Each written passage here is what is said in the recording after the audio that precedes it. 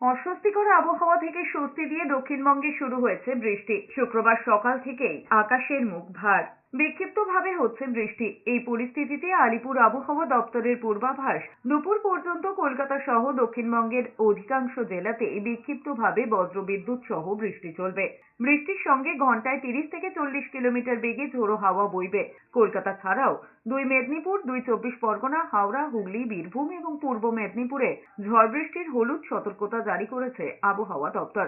আবহাওয়া দপ্তরের পর্যবেক্ষণ, দেশের দক্ষিণ প্রান্তে বর্ষা এসে গিয়েছে। সবকিছু ঠিক থাকলে এবার নির্ধারিত সময়ের আগেই রাজ্যে ঢুকবে মৌসুমী বায়ু। তাই হঠাৎ এই বর্ষণকে প্রাক বর্ষার বৃষ্টি বলা হচ্ছে।